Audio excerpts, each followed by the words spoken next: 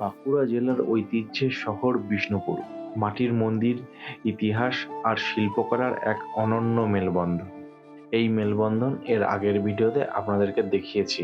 আজকে আমরা যাব বিষ্ণুপুরের বাইরের সাইট সিনগুলোতে, যার মধ্যে থাকবে সর্বপ্রথম মা সর্বমঙ্গলার মন্দির। এইটা যেটা দেখছেন এইটা হচ্ছে পুরাকালে হাড়িকার ছিল, এখানে নরবলি করা হতো। তারপরে আমরা দেখব পশ্চিম মেদিনীপুর জেলায় অবস্থিত শিলাবতী নদীর ধারে গনগনি ক্যানিয়ন। চারজন জেলে মানে মাছ পুড়িয়ে খাচ্ছে। তারপরে আবার বিষ্ণুপুরে ফিরে এসে ভালো মন্দ লাঞ্চ করে আমরা দেখতে যাব বাবা সারেশ্বরের মন্দির। এটা সারেশ্বর মন্দির। আর এরপরে যে বাঁকুড়াতে যে মন্দিরটা আছে ওটা হচ্ছে এক্তেশ্বর।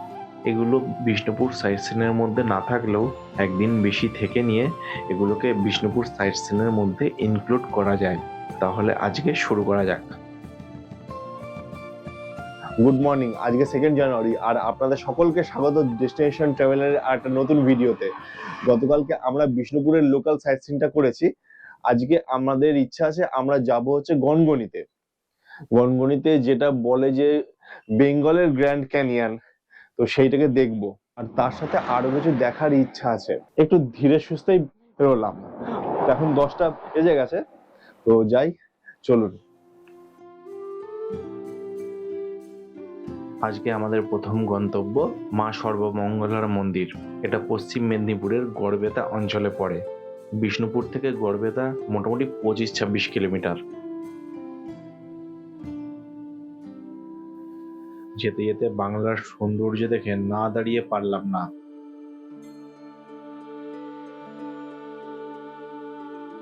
লাল মাটির বুক চিরে চলে গেছে কালো রাস্তা, আর তার দুদিকে শস্য শ্যামলায় ভরা আমাদের গ্রাম বাংলা। এই এক অপরূপ দৃশ্য। এই অপরূপ দৃশ্য দেখতে দেখতে আমরা বাঁকুড়া ছাড়িয়ে পশ্চিম মেদিনীপুর জেলাতে ঢুকে পড়লাম।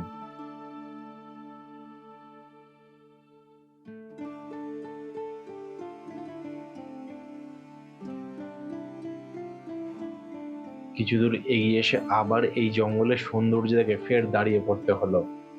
দুদিকেই নিবিড় জঙ্গল। এই জঙ্গলটা জয়পুর ফরেস্টের সংলগ্ন।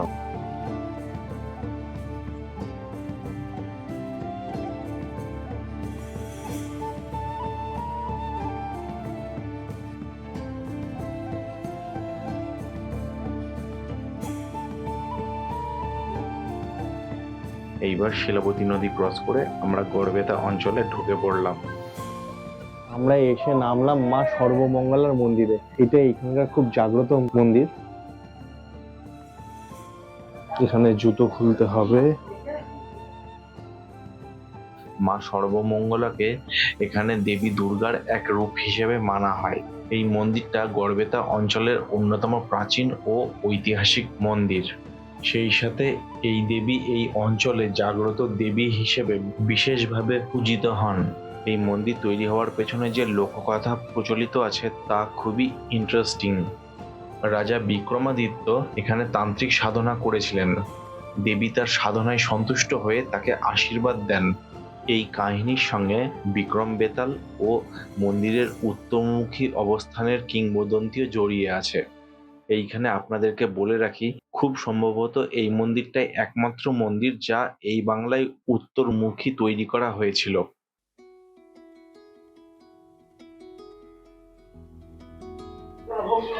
এইটা যেটা দেখছেন এইটা হচ্ছে পুরাকালে হাড়িকার ছিল, এখানে নরবলি করা হতো, তাই তো?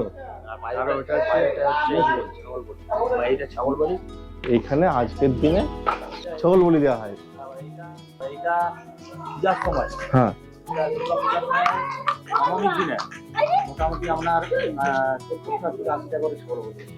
এখানে নবমীর দিনে। আচ্ছা, সপ্তমী, অষ্টমী, নবমী। হ্যাঁ, সপ্তমী, অষ্টমী, নবমী 3 দিনই হয় বলি। আর মোষ বলি হয় এই যে বাইরে। ওকে, বাইরে গেলে পাতা হলে নোংরা করে বাইরে বলতে এখানে খাই না হয় কালকে লোক আচ্ছা, ছিল মন্দিরে। ওকে। মানে সবই জায়গা পুড়িয়ে মন্দিরের ভেতরে ভিডিওগ্রাফি অ্যালাউ নেই বলে আমি আপনাদের ভেতরের বিগ্রহের ছবিটা দেখাতে পারলাম না। এবার আমাদের গন্তব্য গনগনি ক্যানিয়ন, যা পশ্চিমবঙ্গের একমাত্র ক্যানিয়ন।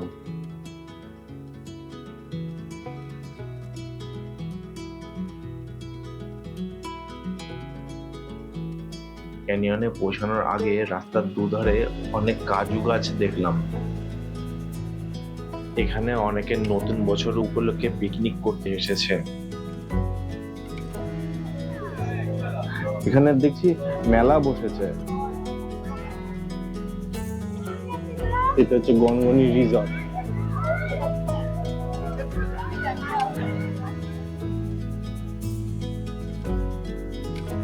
গনগনি ক্যানিয়ন গড়বেতার অন্যতম বিখ্যাত প্রাকৃতিক দর্শনীয় স্থান। এটা বাংলার গ্র্যান্ড ক্যানিয়ন নামেও পরিচিত। শিলাবতী নদীর ধার ঘেঁষে তৈরি এই প্রাকৃতিক গিরিখাত তার লাল মাটির অদ্ভুত আকৃতি আর ভূতাত্ত্বিক সৌন্দর্যের জন্য বিশেষভাবে জনপ্রিয়।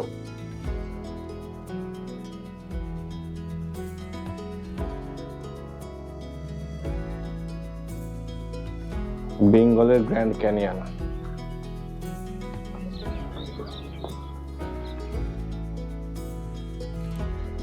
ইরেশনে হয়েছে এরকম।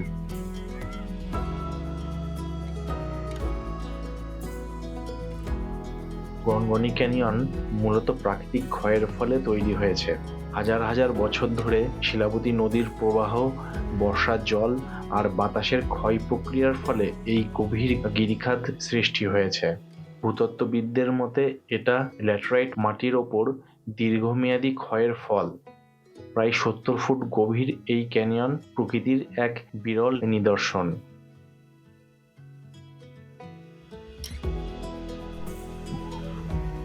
ওইখানটাতে যাব।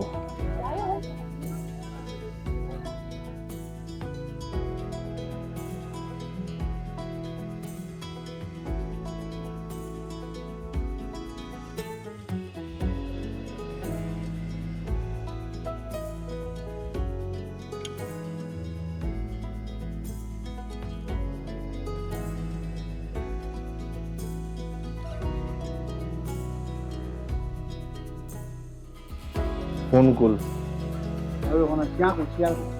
তো খেয়ে দেখি। পড়ে গেল। ভালো জায়গা খেয়ে দেখি।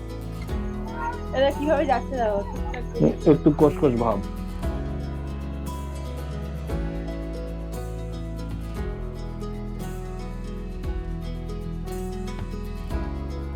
এই আমার পেছনে শিলাবতী নদী। আমরা আসবার সময় এটাকেই ক্রস করে আসলাম, যেটা ব্রিজ ক্রস করলাম ওইটাই ছিল শিলাবতী নদী। চারজন জেলে মানে মাছ পুড়িয়ে খাচ্ছে।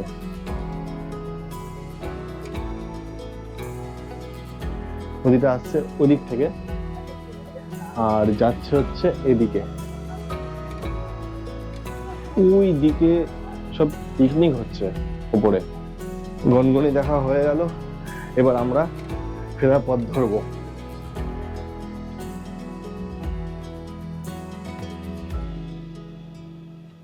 রীতিমতো গরম করছে, জ্যাকেটটা খুলে ফেলবো এবার। মনেই হচ্ছে না যে শীতকাল।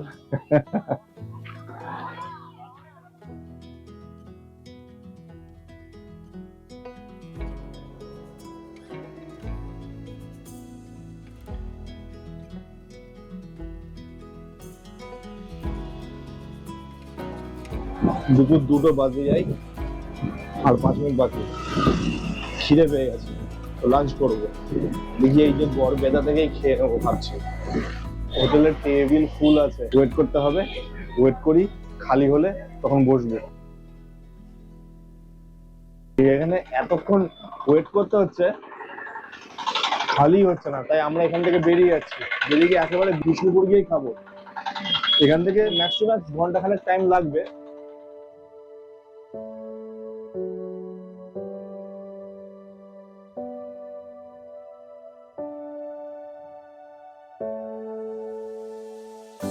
ফেরার সময় আবার সবুজ আর কোনো কোনো জায়গাতে হলুদ চাষের জমি দেখতে দেখতে আর সাথে জঙ্গলের সৌন্দর্য উপভোগ করতে করতে খিদেটা ভুলেই গিয়েছিলাম।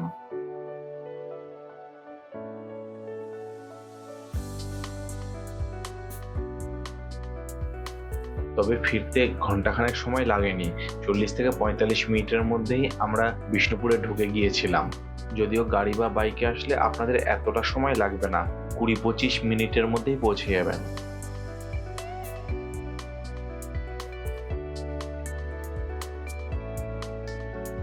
আমরা চলে এসেছি আবার সেই আগের হোটেলে।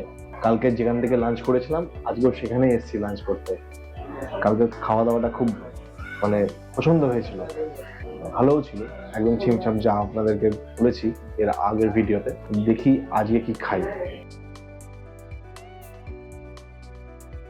কালকের মতো আজকেও ডাল, একটা বাঁধাকপি তরকারি, ভাজা আর আলু পোস্ত দিয়েছে, পেঁয়াজও সেম। টেস্ট কেমন? ঠিকঠাক তো কালকের মতো? পোস্ত দিয়ে খাওয়া যায়, দাম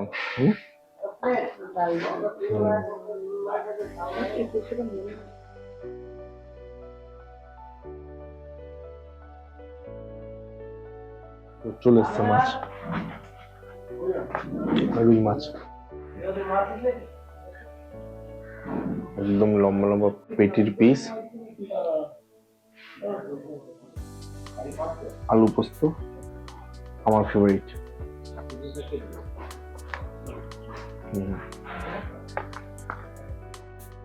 এবার ফিশ, রুই মাছের ঝোল।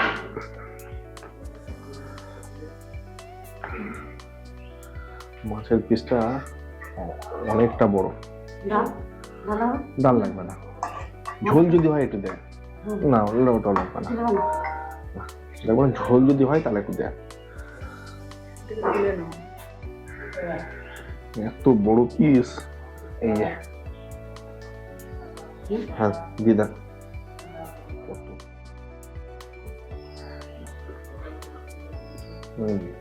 সুন্দর খেতে, ভালো টেস্ট না?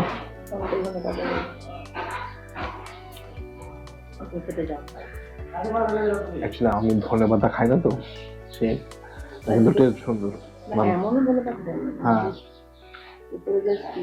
সেটাই।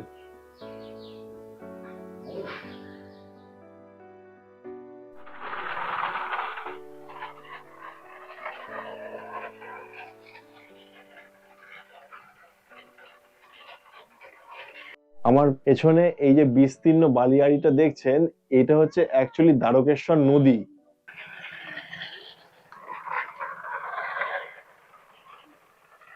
এইটা পুরোটা নদী। ওইখানে একটা রাস্তা হয়েছে, এখানে ব্রিজ হয়েছে, ওই পারে গ্রাম রয়েছে, ওই পারে ওপারে একটা মন্দির রয়েছে। আমরা ভাবছি যে সেখানে যাব, গেলে এইটার ওপর দিয়ে যেতে হবে।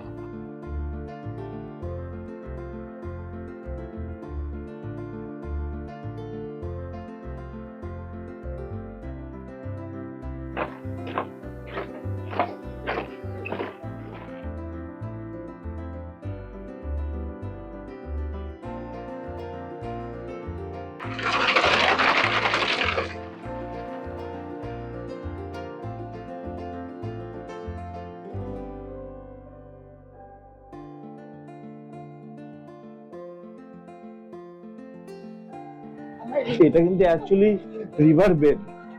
ব্রিজ পার করার টোল হচ্ছে 15 টাকা টোটোর ভাড়া, তার মধ্যে আমরা ইনক্লুডেড।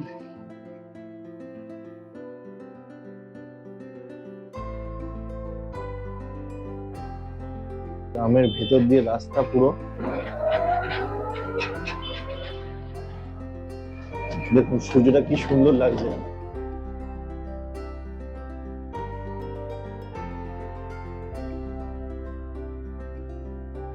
ঔপন্যাসিক বিভূতিভূষণ বন্দ্যোপাধ্যায়ের সৃষ্টি তারানাথ তান্ত্রিক ঠিকই বলেছিলেন, গ্রামের সন্ধ্যার একটা আলাদা রূপ আছে, যেটা শহরে থেকে কখনোই অনুভব করা যায় না।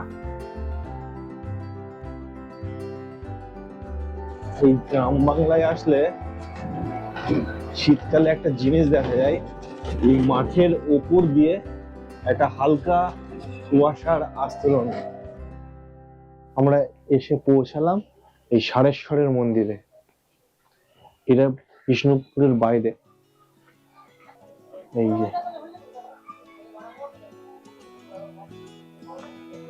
এখানে একটা কনস্ট্রাকশন চলছে কিছু।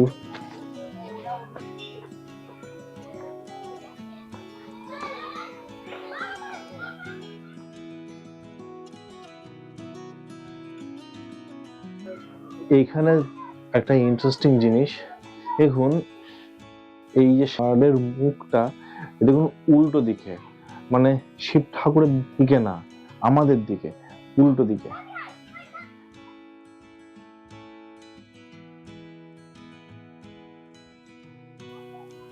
এই মন্দিরে কিন্তু কোনো চূড়া নেই।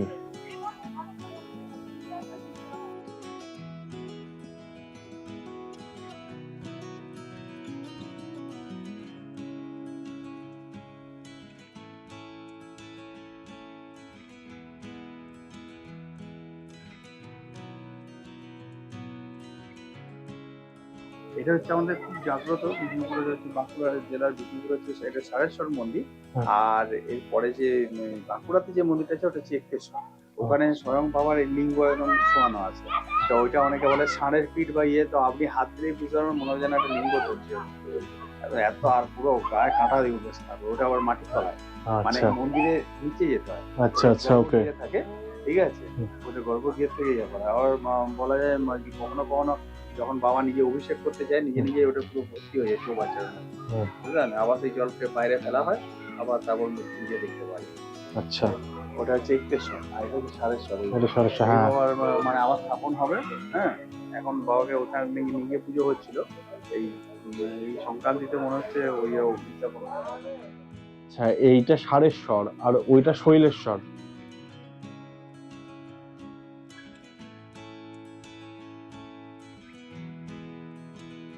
বিষ্ণুপুরে এসে থেকে লোকাল মার্কেটটা ঘুরে দেখা হয়নি, তাই এবার সেটার পালা।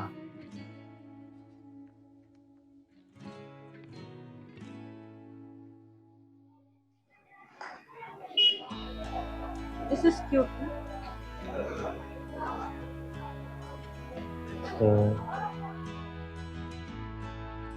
ফেরার সময় জ্যোতির্ময়ীদা আমাদের আর একটা স্পট ঘুরিয়ে দিল। উনি যে শুধু আমাদের ঘুরিয়েছেন তা নয়, সম্পূর্ণ ট্রিপটাতে আমাদের গাইড করেছে। উনি থাকার জন্য আমাদের ট্রিপটা আরো বেশি সুন্দর হয়েছিল। এখানে একটা সমাধি দেওয়া হয়েছে, সমাধিস্থল শ্রীনিবাস আচার্য মহাপ্রভু।